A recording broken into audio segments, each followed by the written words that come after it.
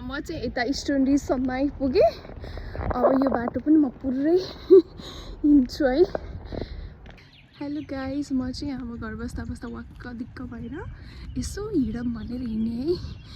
हिँड्छु भनेर अब हेरौँ कहाँसम्म कति हिँड्न सकिन्छ है त। यतातिर अहिले यस्तो हरियाली भएर कस्तो राम्रो देखेको छ कि जताततै। भिलेज एरिया, फुलहरू पनि फुल्न लाख। सबै नेपालतिरको जस्तै चैत वैशाखमा पालुवाहरू पलाउँछ नि हरियो रुखहरूमा, त्यस्तै गरी यहाँ पनि त्यस्तै पलाइराखेको छ। यताको रुखहरू त सुक्खा नै छ, अब कहिले पलाउने बेला हुँदैछ। उता पछाडिको चाहिँ हरियाली हुँदैछ। ल हिँडौँ ल, आज कति हिँड्न सकिन्छ। यो चाहिँ मिनी ब्लग हो मेरो।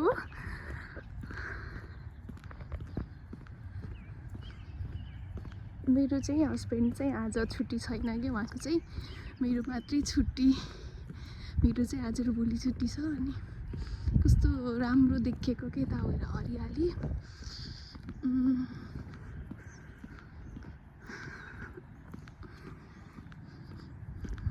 त्यहाँ चाहिँ एउटा डगी पनि त्यो पप्पी जस्तो लिएर पप्पी पनि देखेको छ।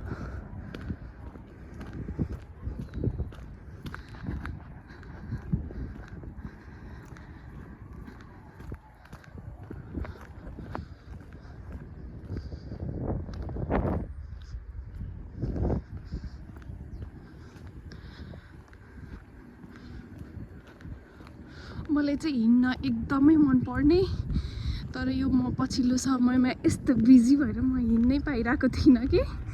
तर अहिले चाहिँ म एकदमै फ्री भएर हिँडिराखेको छु। यहाँ चाहिँ त्यहाँनिर ट्रेन पनि देखेको छ, त्यहाँ पछाडि ट्रेन, त्यो चाहिँ ट्रेन हिँड्ने बाटो हो।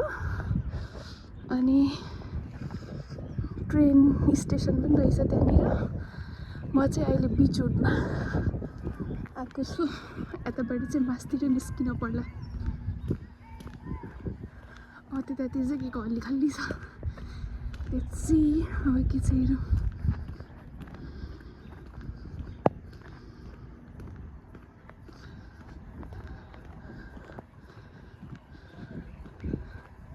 अब यो रुखहरूमा चाहिँ कस्तो कलरफुल, कतै रेड, कतै पिच कलरको, कतै पिङ्क पिङ्क त्यो देखिराखेको छ।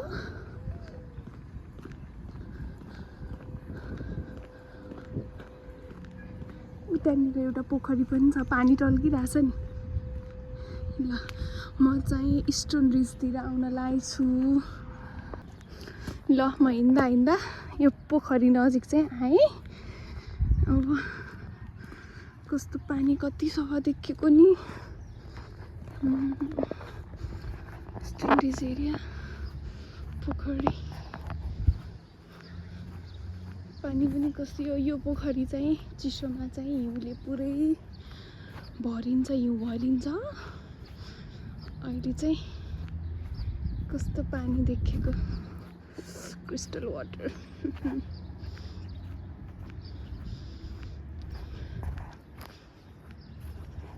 This is a crystal clear water.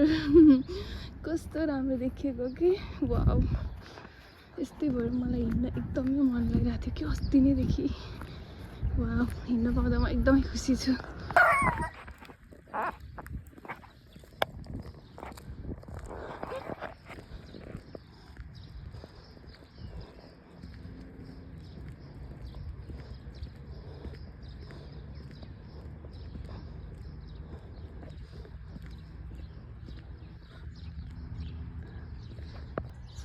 त्यहाँ पोखरी छ, त्यहाँ त्यो पोखरीभन्दा अगाडि चाहिँ ट्रेन बसेको छ, ऊ ट्रेन।